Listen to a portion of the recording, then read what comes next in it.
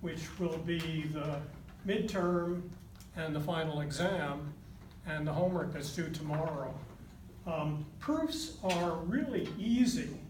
Some people get frightened because as soon as they hear the word proof, they think either mathematics or I have to show my ID. Well, you're all over 18 now, so it doesn't matter. But at any rate, they're very simple. And although truth tables tell you everything you want to know about sentence logic, which is to say, for any argument whatsoever in sentence logic, a truth table will tell you whether it's valid or invalid. And surely that's enough. You know, that's all logic is the study of valid arguments. So if truth tables tell you they're valid, what more do you want? The thing that truth tables don't do is to tell you how you can move from premises to conclusion. They simply say, given these premises and this conclusion, the argument is valid, provided that when you build a truth table, the horseshoe that connects the conjunction of the premises to the conclusion has T's all the way down.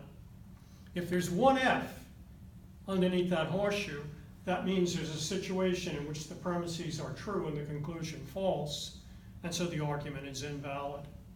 But what the truth table doesn't show you is how information flows from premises to conclusion. Information is like water. You pour it into an argument, and it flows through the argument, and if the argument is valid in such a way that all you have at the end in the conclusion are truths. And so we want to see how that happens. And what we need to do is have little machines that preserve truth. And they are the inference rules. Modus ponens, modus tollens.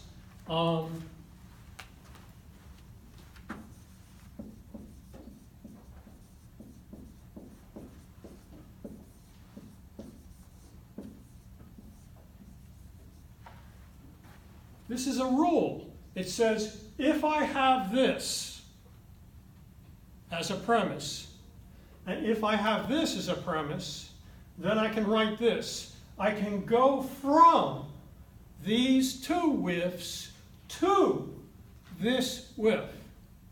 And this is the little machine. It says, given these, I get this. And this is an irreducible machine. You can't go below modus ponens and find something that will give you modus ponens. So what we need are a bunch of machines in addition to modus ponens.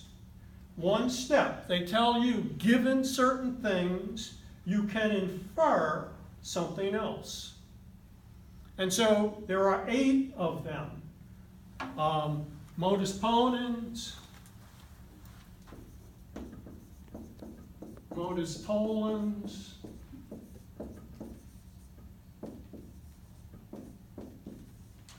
both of these are machines that work on the horseshoe. So if you want to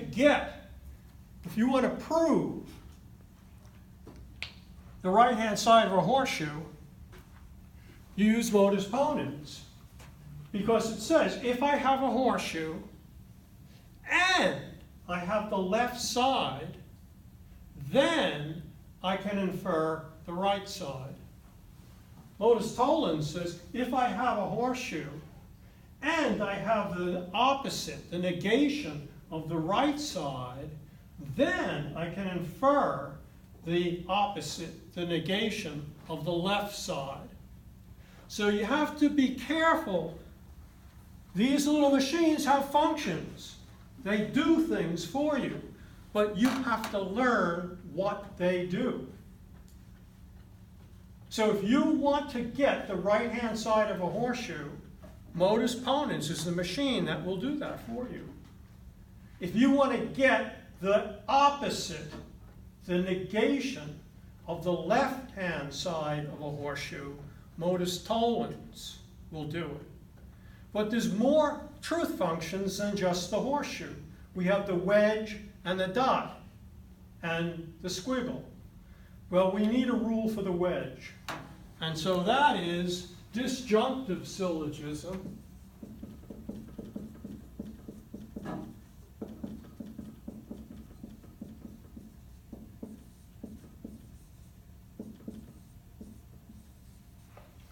If I have a wedge and the negation, the opposite of one of the components, I can infer the other component. There's also a rule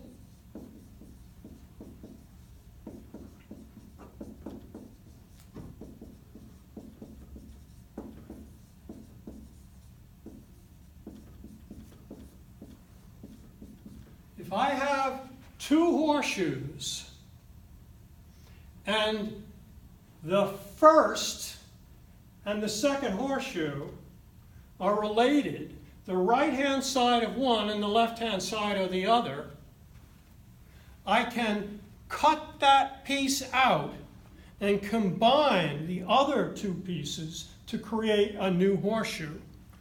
And so if you ever have to create a new horseshoe,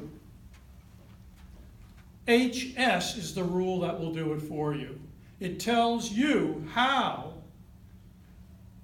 you can get a new horseshoe from two horseshoes that you're given. There's also two rules for the dot, for and.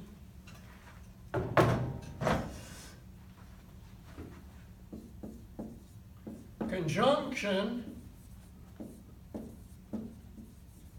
If you have two whiffs, you can conjoin them. And if you have a conjoined whiff, you can separate out the pieces. So you can go from pieces to conjunction, and from conjunction to pieces. This next rule is very important. It's not arithmetical addition. It says if I have any arbitrary whiff whatsoever, I can create a new whiff. I can wedge any arbitrary whiff to the one I started with. And that's obvious. Remember the truth table definition of the wedge. It's true when at least one component is true. So if I start with a truth, I can wedge to it any arbitrary whiff whatsoever, and the result is true. If that's true, that's got to be true. This is important. It's the only way in the world you can bring into your proofs a new atomic sentence that's not in your premises. If you see you have to prove something that has an atomic sentence that's not in your premises, you're going to have to use add to get it into your proof. There's an eighth rule, which is a fancy modus ponens. It's called constructive dilemma. If I have two horseshoes and I have the wedge of their left-hand sides, I can infer the wedge of their right-hand sides. So this is modus ponens for multiple horseshoes. I have two horseshoes, and I know that either one or both of the left-hand sides are true. Thus, I can infer that either one or both of the right-hand sides are true. And those are the 8 rules. These are machines. They have just one step. These are not proofs. These are the machines that we will use to build our proofs. These little machines make the information flow through proofs. And so what we will do is, given the premises, we will, in a proof, use these machines to go to the conclusion, and we'll see exactly how we get there. And so these are programs. If I had a real physical device, these would be the instructions for telling electricity how to flow through the device. I have to add a lot more doodads, obviously, if I'm going to do a programmer, if I'm going to be a programmer. Thank goodness I don't have to worry about that. That's the neat thing about being a logician. You don't have to worry about all those things. Plus, you don't have to have the physical machine and worry about whether your program is going to conk out or not. But this is the first step toward learning a programming language. And also for thinking very clearly about how information flows. You should actually think, we don't do it in this course, and in fact, there's no textbook that does it that I know of. But we could spend time with arguments in English for which we would build proofs using these machines, but we'd state it all in English. And then you could see how information flows. Sometimes this gets too abstract. Remember, those P's and Q's abstract away from the English sentences. Logic is the most abstract language known to the human mind. It's more abstract than mathematics. To get math out of logic, you have to add specific things, doodads, concerning numbers. Or to get programming languages out of logic, you have to add specifics concerning the actual physical machines that do the computations. Okay, so we're now in a position to do some proofs. Now, what I'm going to do, I had a video of this, but I'll do it in here, and I'll go through it very quickly but carefully, is to show you how to do a proof with more than one step. A one-step proof just involves one of these rules, one rule. If your premises look like this, then you can assert some conclusion. Okay, I'm going to erase these so I have room to write.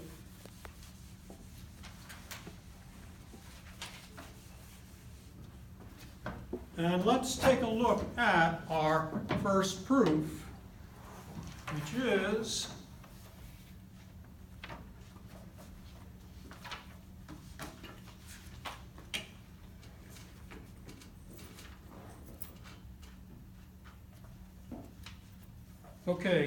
exercise set 4.2 in the textbook I emailed you on page 93. I'm going to do number 5.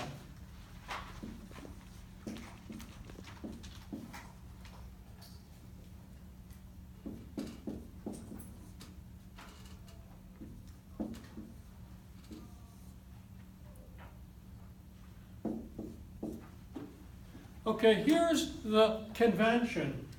These things are premises, they're given to you, and that's what we want to prove in that half box. That's what we want to prove validly follows from those premises. And if we can write a series of lines that use any one of those 8 machines, then we know that the information from these premises will validly flow to this conclusion. Now, the first thing to look at is the atomic sentence. Do you see it in here anywhere? Do you see, first of all, do you see squiggle T in your premises? Okay. Do you see T? Which premise is it in? And it is in a horseshoe. On what side, the left or the right? Left. As soon as you see what you want, the opposite of what you want, You want squiggle T, but you see T. As soon as you see it in a horseshoe on the left, your mind should light up immediately with modus tollens. MT, MT, MT. That's the only way you're going to infer the negation of an atomic sentence or a whiff that's on the left-hand side of a horseshoe. And so you go immediately to MT and you ask it, MT, what do you want from me? And MT responds, I want a horseshoe and the opposite of the right-hand side. I want a horseshoe and the opposite of the right-hand side. And if you have both, you get what you want. I do have that horseshoe, but do I also have the opposite of the right-hand side, which is the atomic sentence R? Do I have squiggle R here? No. Which means I have to get it. I have to infer it. So I now have a new job to do. I have to infer squiggle R.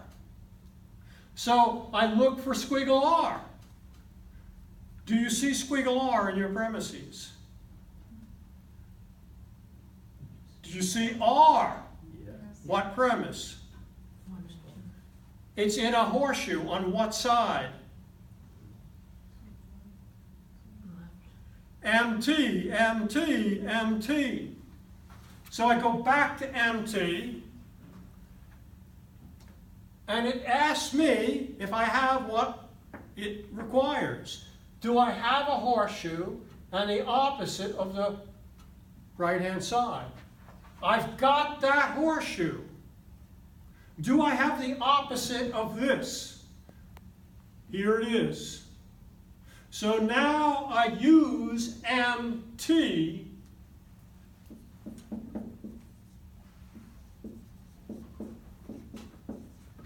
to get squiggle R. And now what that tells me, that's the rule I use to write this line. Whenever I write a line in a proof, I have to say what rule I use to get it. And what do those numbers tell me? 1 and 3. Those numbers say I have that and that, which is what MT says I need. So you not only write the rule, but you show you have what MT says you need to have to use it. I needed to have lines 1 and 3. And that's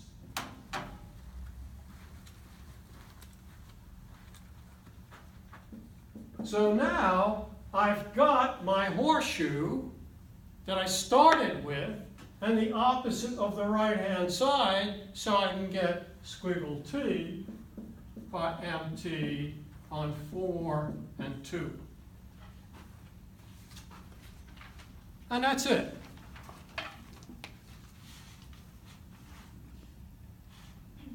So you need to look at the rules, the inference rules of the machines, to see what they require in order for you to use them.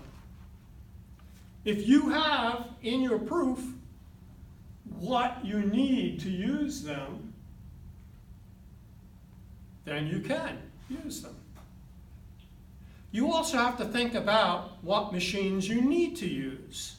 When I first looked at this proof, I saw I wanted squiggle T, and I see that T is in a horseshoe, and that narrows down the rules. I'm looking for horseshoe machines, horseshoe rules, MT and MP.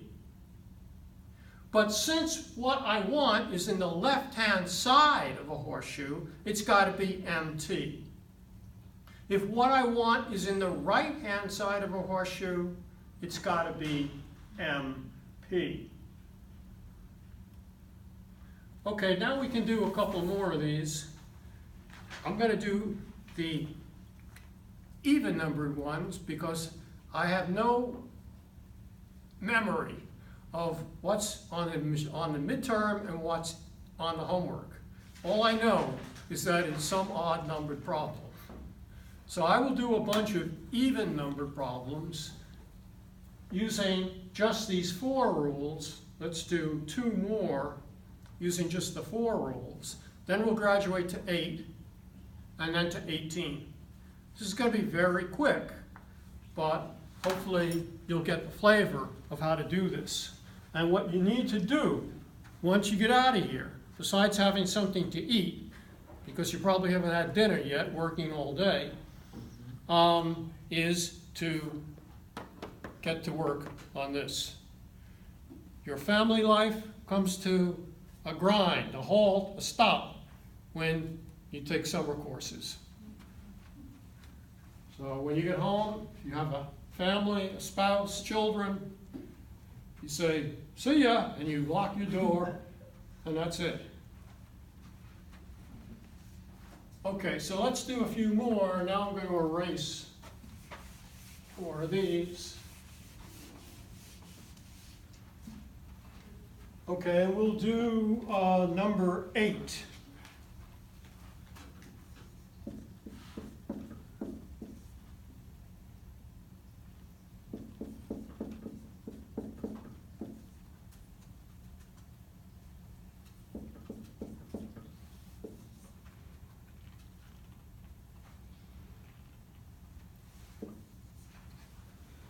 Okay, we want to prove G.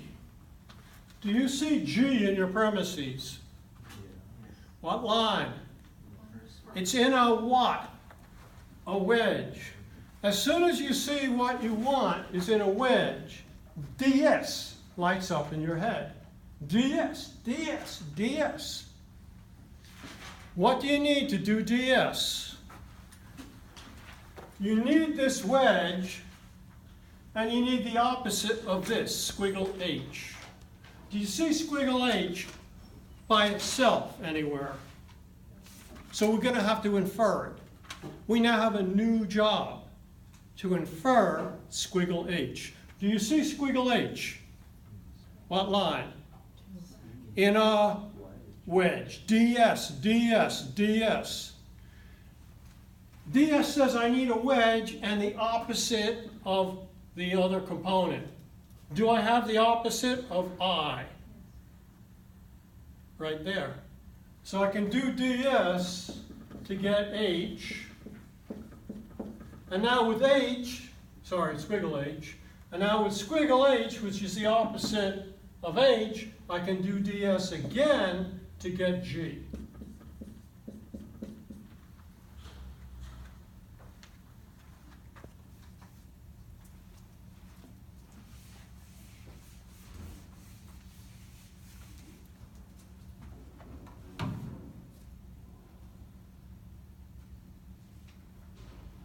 Okay, let's do 10.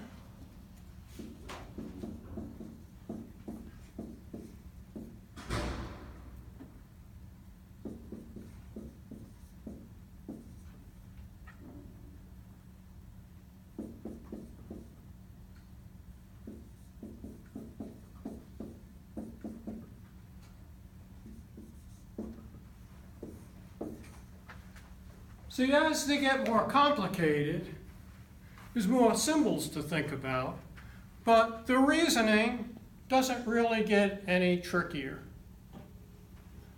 So we're looking for C. Do you see C in your premises? What line? It's in a horseshoe. On what side? MP, MP. MP says, I need this horseshoe and I also need the left-hand side, A horseshoe B. Do you see A horseshoe B by itself? Do you see it somewhere? What line? In a, on the right-hand side, MP, MP. To get A horseshoe B, I have to do MP. And so MP says I also need, besides the horseshoe, squiggle D. Do you see squiggle D by itself? I have to get it. Do you see squiggle D elsewhere than line 3? What line? In a DS. DS says I need the negation, the opposite of that. Do I have it? Yeah. So I can do DS to get squiggle D. Then with squiggle D, I can do MP to get A horseshoe B. And then with A horseshoe B, I can do MP to get C. And I'm finished. So, a lot more symbols, but really nothing tricky. In going from 2 steps to 3 steps in the proof, there was nothing tricky. You're on solid ground. If you only had the first 8 inference rules to do proofs, you really can't go wrong. Okay, let's go to the next set of exercises that use all 8.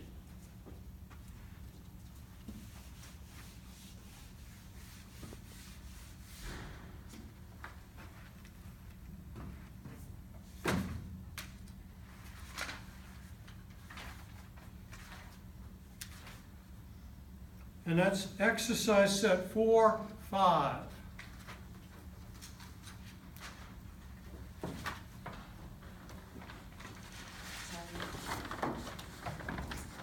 Okay, so let's take a look at number 6.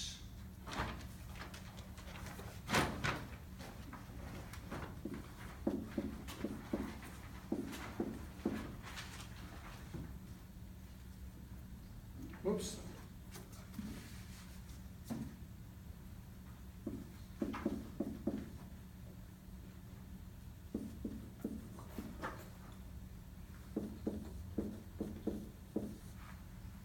Okay, we want to show this validly follows from these premises.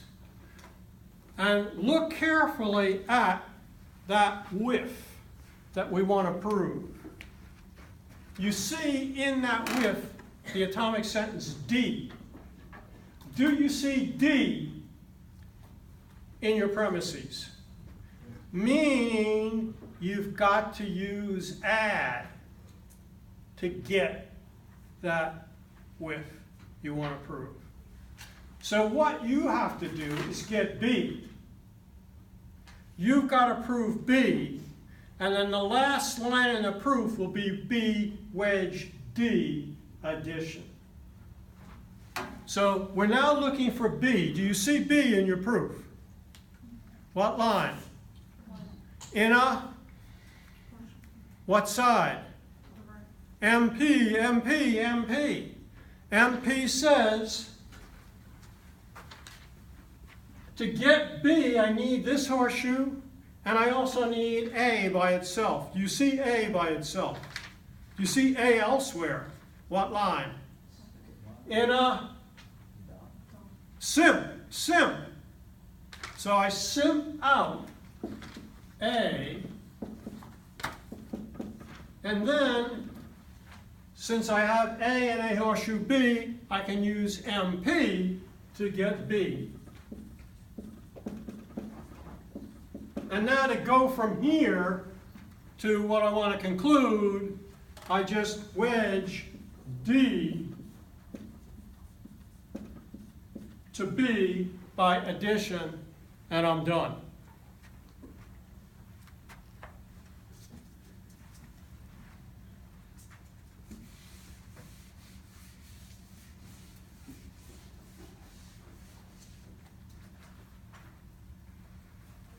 Okay, now we'll do, let's see, let's try 12.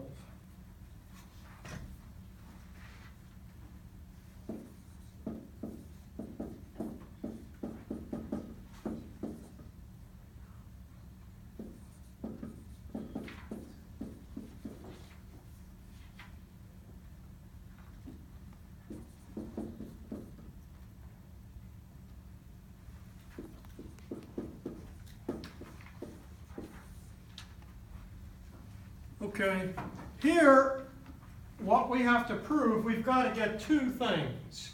We've got to get AE and squiggle D. Well, how hard is it going to be to prove squiggle D? It's already there. No work. That's great. You can just sit back and relax with squiggle D. We also need E. Do you see E in your premises? Yeah. What line? In a DS, DS, DS. To do DS, I need this wedge and the negation of R dot A. Do you see the negation of R dot A anywhere? Do you? No. Do you see R dot A? What line? In a horseshoe. On what side? MT, MT. MT will give me squiggle R dot A. To do MT, I need the horseshoe and the opposite of the right. Do I have the opposite of the right of that horseshoe? Yeah. What line?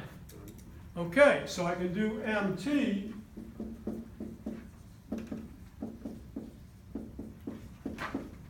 And now, with this, I can do DS to get E. And now I've got the two things I need. I have E and squiggle D, so I just conjure them.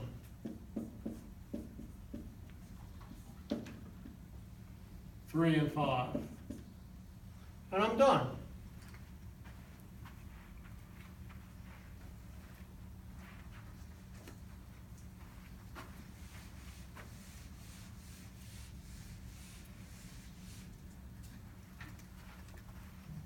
Okay, we'll do one more from this one.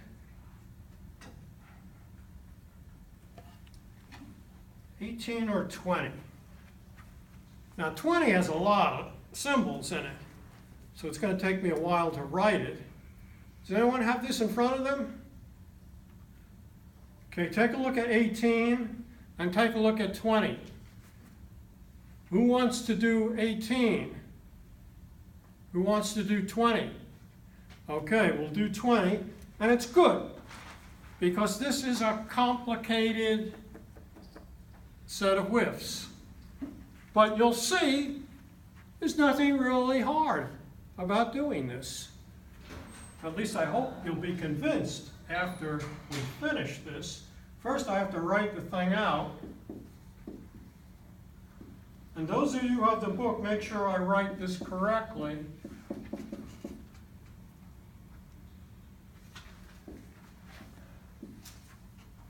When you get old, your eyesight goes, everything goes.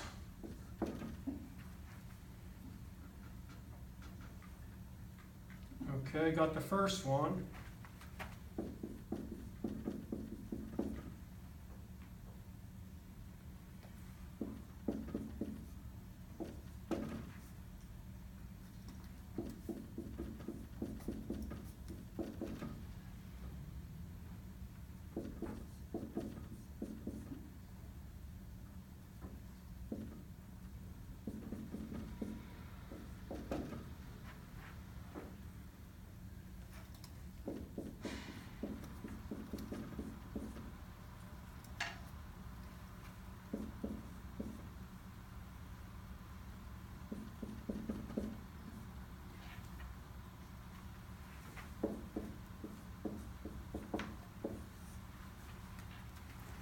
Okay.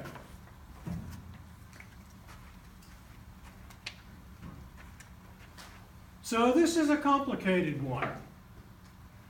And we're looking for squiggle D wedge F. Now, do you see squiggle D wedge F in your premises? No. However, both squiggle D and F occur in your premises, but that doesn't mean anything. So here is one proposal for how to solve this problem. You get squiggle D, and then you wedge by addition F to it. And so you should look where you have squiggle D, right here. You would have to have B all by itself to get squiggle D. And to get B all by itself, you would have to have squiggle E. To get squiggle E, you would have to have squiggle F. But there's no other F. There's no other occurrence of F, so you're not going to get squiggle F, you're not going to get squiggle E, and so on. So you're not going to get squiggle D. So that hypothesis isn't going to work. That's the way you sometimes should think as the problems get more complicated. You hypothesize what inference rule you're going to use to get the end, the thing you want to prove. So getting squiggle D and then wedging F to it by addition won't work. Now the problem is, since there is no squiggle D wedge F in a horseshoe or in a wedge, the only other way we're going to get it is by CD, constructive dilemma. If we have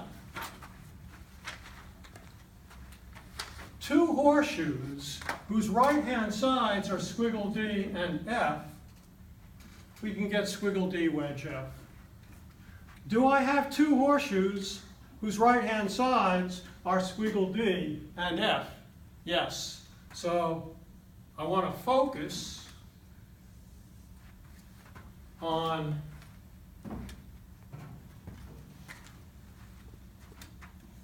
that and that. I already have, if those are the two horseshoes that are going to give me by CD, squiggle D wedge F, I also need the disjunction of their left-hand sides. I need B wedge D or E wedge B right there. So those three pieces in red are what I need to infer in order to use CD to get squiggle D wedge F. Does that make sense? So now that's what I'm up against. I want to get those, infer those three pieces. Well, that's a premise. I can sit back and relax. I don't have to work to get it. I've got it. Now I want to get this and that. Let's get this one first. This is in a horseshoe. Right-hand side, MP, MP. So what else do I need to get this? I need squiggle D dot E. Do you see squiggle D dot E in your premises? What line? In a dot. Simp. So I simp that out. And then I use MP to get B wedge E.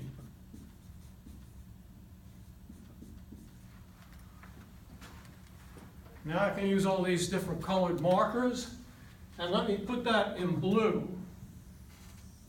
And this I'll put in red and blue, because I'm going to need this for what I'm going to do. Now my goal is to get B horseshoe squiggle D.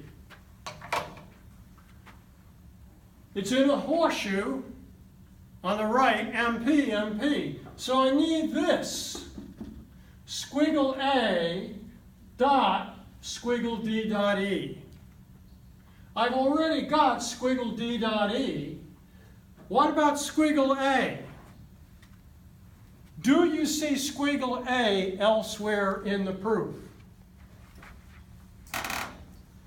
Besides in line 1, do you see squiggle A somewhere else? What line? In a wedge. DS, DS. To do ds, I need squiggle d dot e, which I already have.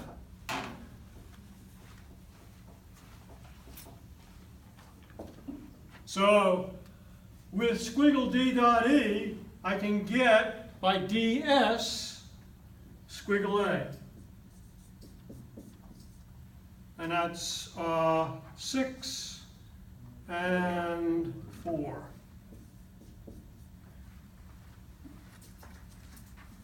And now the next thing I do is to conj squiggle a and squiggle d dot e.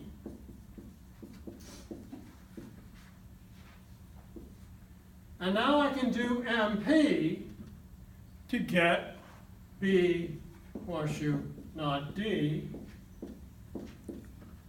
And I'll put that in blue. And now I finally can do CD to get my conclusion.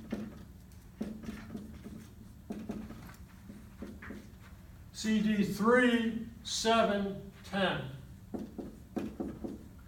And I'm done. So this one was tougher than the previous ones.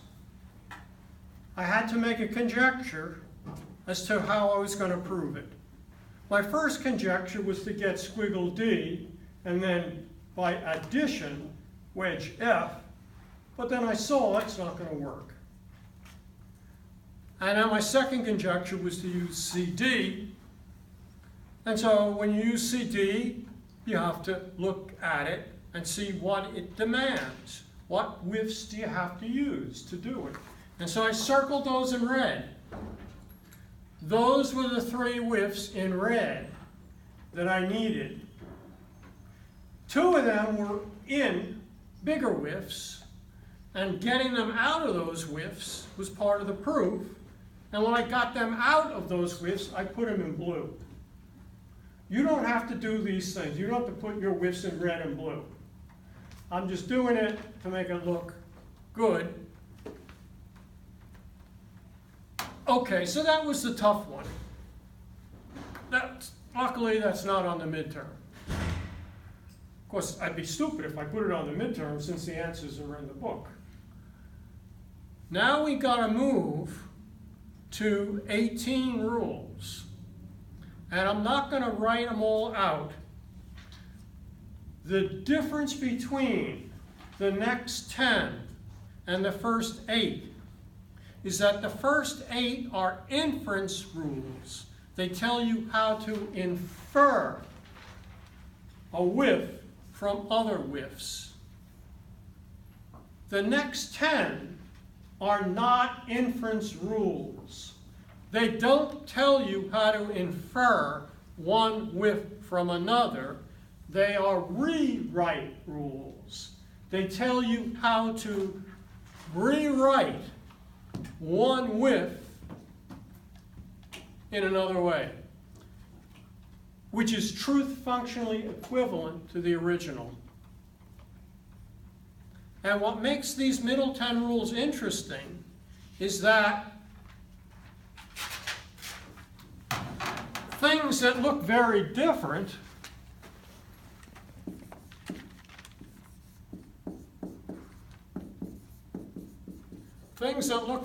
are the same. They are the same thing. This is truth functionally equivalent to this by IMP. IMP says to change a horseshoe into a wedge, negate the left-hand side, keep the right-hand side the same. These are the same thing. It's like us. When you come in dressed differently, you're not a new person. It's the same you. You just look different. And that's the same thing here. The middle 10 rules tell you how to take a whiff and change the way it looks. And you have to do that a lot in proofs in order to use the first 8 rules. Sometimes you can't use the first 8 rules because your whiffs don't look the right way. So you have to use the middle 10 rules to change how they look. And this is an art. The first 8 rules, the proof's pretty much you can think your way through them and not make mistakes. You're almost forced to think a certain way with the first 8 rules. But with the middle 10 rules, you make choices as to what the whiffs should look like. And if you make bad choices, you can start off close to the finish and wind up far, far away from the finish. You have to learn how to make the right choices with the middle 10 rules. And that's an art. It really, you get it by practicing. I can say a few things about it in, the 15 minutes or so we've got. But otherwise, it's a matter of just practicing. So let's take a look at some problems that use all 18 rules. There's 3 sets, 4, 8, no, just 2.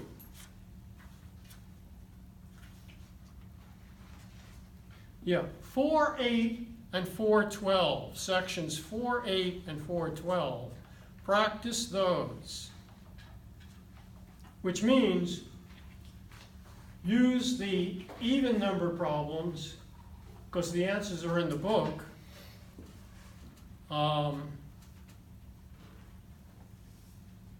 Okay, let's start with a couple from 4, 8.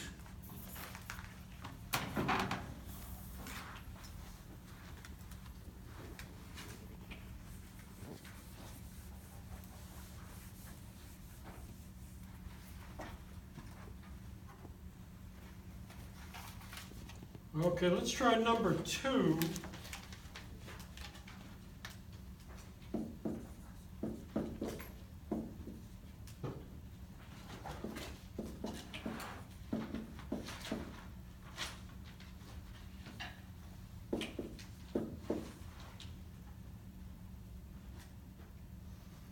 Okay.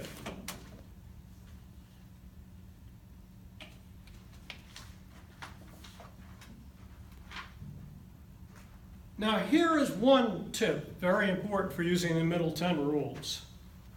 First, when you see your proof, make a conjecture as to which of the first 8 rules you'll need to use. So I look at this problem, I see I want squiggle A. I look for squiggle A. Do I see it? No. Do you see A? Yeah. What line? In a horseshoe. What side? MT, MT. MT is my conjecture. To do MT, I need a horseshoe, and I also need the opposite of the right-hand side. I need this. Do you see this elsewhere in the proof? No. That's all you see. And so now I think, how can I get this, which is all I have, and I'm going to do MT, how can I get this to look like that? What rule will convert a wedge into a dot? And so I look at the middle 10 rules, and I look for a rule that converts a wedge to a dot. And there's just one, De Morgan's rule. It says, if I have a wedge, I can convert it into a dot, and I've got to do some other things too. I've got to unsquiggle R and S and put a squiggle on the outside. See, De Morgan tells me how to move in two directions. It says if I have a squiggle on the outside of a dot, I can drive the squiggle in, change it to a wedge, and squiggle both sides. To go in the opposite direction, I unsquiggle both sides, change the wedge to a dot, and then squiggle R dot S. And so now I have what I need to do MT.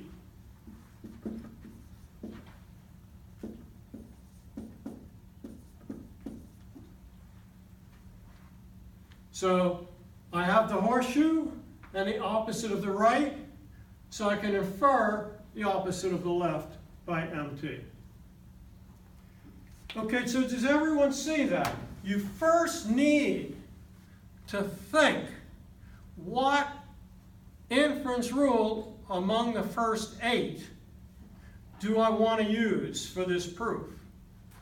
And that will help you decide what widths to change in order to do that. If you don't know what inference rule from the first 8 to use, you don't really know what to do in making changes using the middle 10 rules. You can make a lot of stupid moves with 1 and 2. You can change both of these dramatically using those middle 10 rules. But it's not going to help you unless you know why you want to make those changes.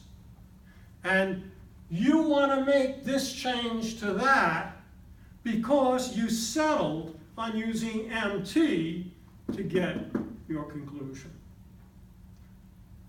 Okay, so that's something very important.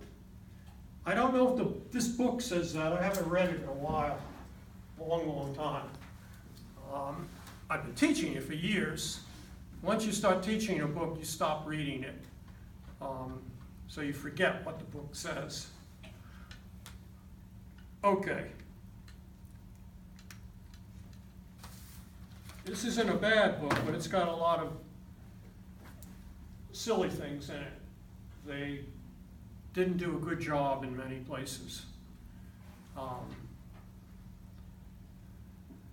Which is bad news, given that the publisher charges $220 for the book. Okay. Thanks to some website, probably somebody in the Soviet Union has it, this book was available on the website. A lot of academic textbooks are available on this website. Mathematics, science. They have more books than our library has.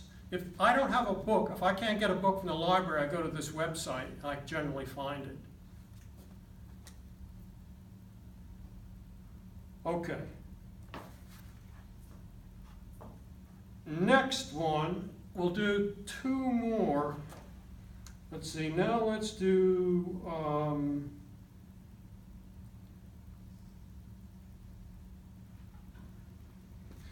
also, I have on my website a handout, how to do proofs. And it's got 4 tips for doing proofs. Read those tips carefully. For instance, in this book, number 10, exercise 4.8, number 10, you need one of those tips. The tips tell you, there's 4 different tips. One tells you if you have a dot in the right-hand side of a horseshoe, like A horseshoe B dot C, you can infer 2 baby horseshoes, A horseshoe B and A horseshoe C.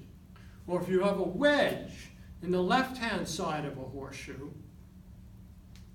such as A wedge B horseshoe C, you can infer 2 baby horseshoes, A horseshoe C and B horseshoe C. And I go through the steps and show you how to do it. There are 2 other tips that are very useful. If you want to infer an atomic sentence or a squiggled atomic sentence.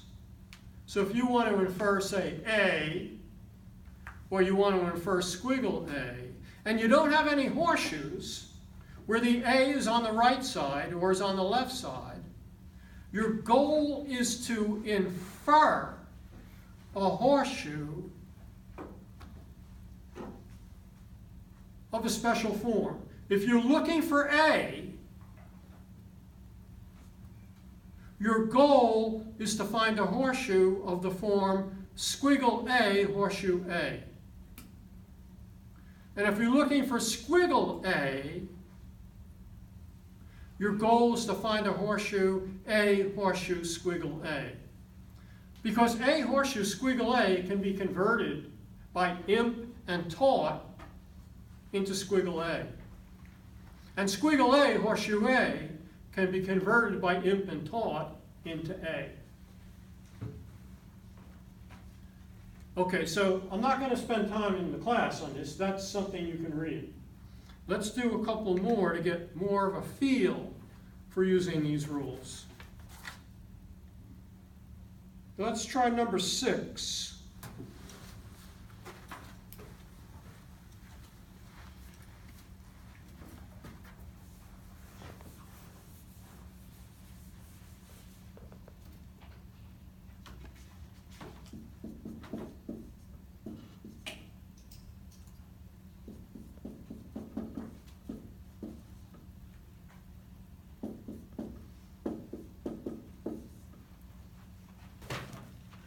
Okay, we're looking for squiggle F. Do you see it?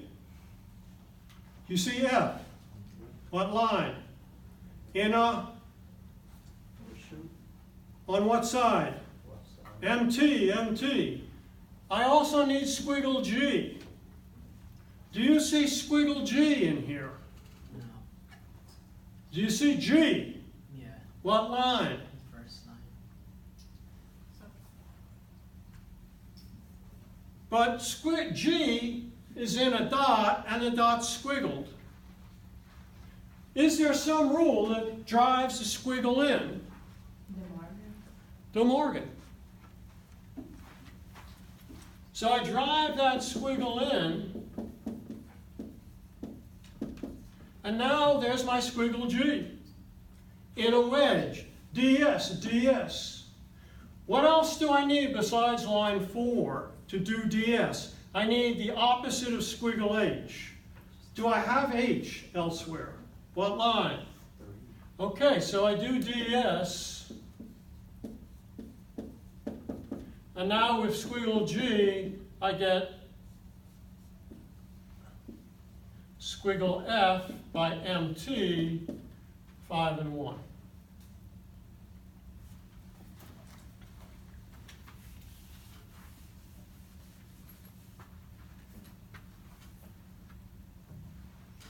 Okay, let's move to and do 2 problems there and we're done. 412. So these are longer. Let's try number 4.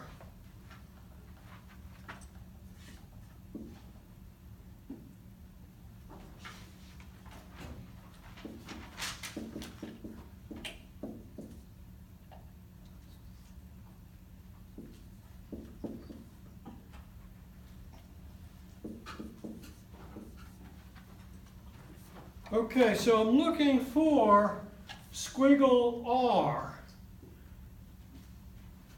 Now, there's a squiggle R there. It's in a wedge. So we need squiggle S to get it out by DS. There's squiggle S, so I need R. But there's no way I'm going to get R.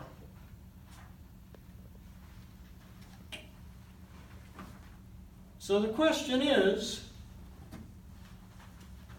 how can I do this? Now,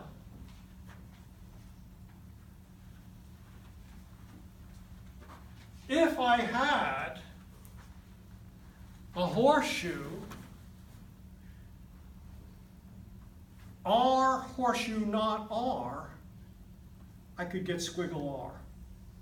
Could I get R horseshoe squiggle R out of that? And the answer is, yes, I can. To do that, I would have to get, HS does a neat thing. It takes a letter out. So if I had another horseshoe,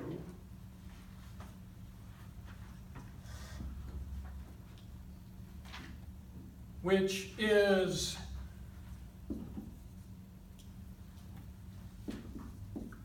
if I had this horseshoe, I could do HS with this to get R horseshoe not R, and then I could get not R.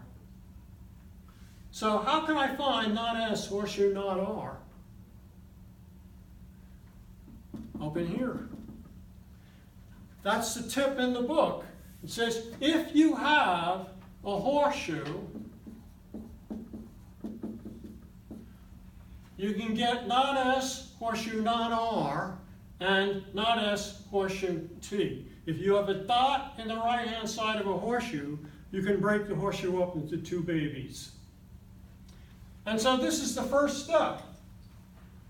If you look in the book, in my notes in your course, you'll see that given this, I then go to this by imp. And then the next step is distribution. S horseshoe R and S horseshoe T. S horseshoe not R. And that's, let me erase this.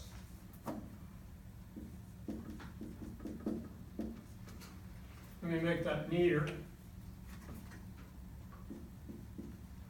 Okay, I distributed, that's one of those middle 10 rules. It's the toughest one of those middle 10, line 1. And now that's what I want. So I simp that. Then I change this back into a horseshoe by imp. And now I can do HS to get R horseshoe not R. And now I imp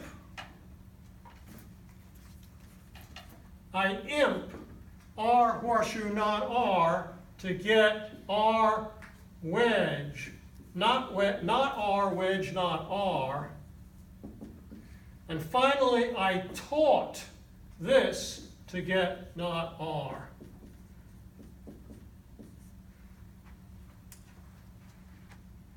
Okay, that was a problem that I could solve given the two tips that I have in my handout in your course webpage. So you need to read that carefully to learn those 4 tips. And we'll do one more.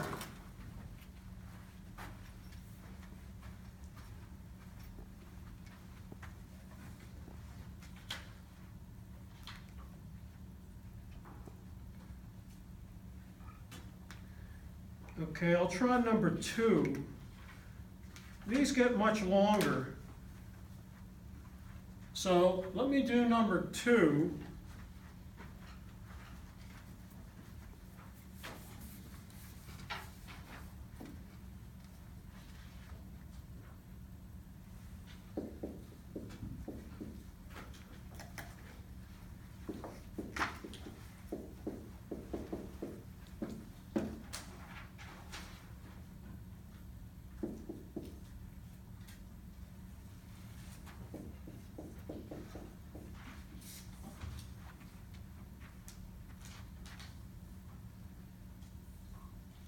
Okay. Now, when you see a triple bar, the first thing to use is the rule equiv, which converts your triple bar into 2 horseshoes.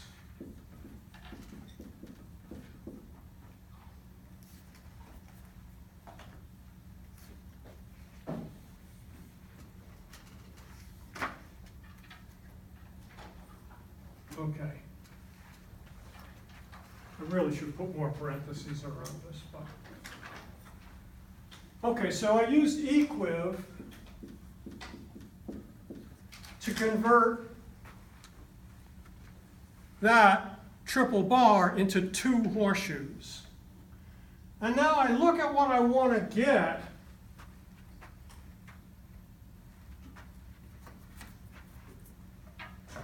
Do you see D in your premises?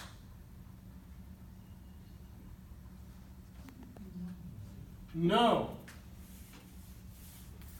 So this is complicated. Here's another tip. If something you're trying to prove looks complex, make it a little simpler. In this case, do a De Morgan on it. So if I can get not C, then I can wedge squiggle D onto it by addition. Can I get not C out of this? This is the only one that makes sense. That's a C. The only thing I could get is by modus ponens is C. That's the only other C. Left-hand side, MT, MT, it will give me squiggle C. To get squiggle C, I need that. And that is just that. And I have both. I have squiggle A and squiggle B. So I just conj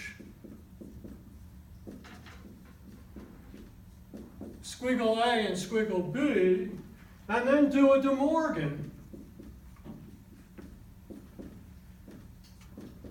And now I can do MT to get squiggle C.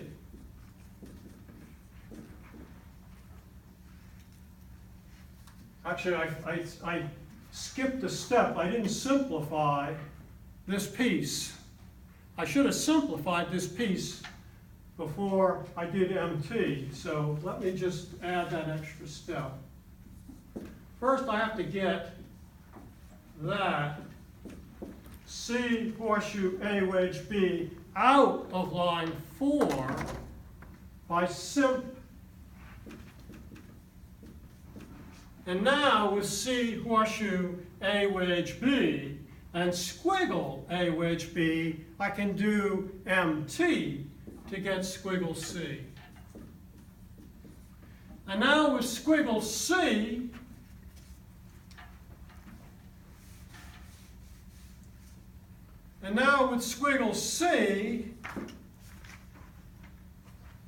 I can wedge squiggle D onto it. And finally, De Morgan that to get what I wanted. And now I'm done. So here, what I needed to do was to take the conclusion and De Morgan it to make it look different. And once I De Morgan that conclusion, I can see what I need to do. I need to get squiggle C. Once I have it, I can wedge squiggle D to it.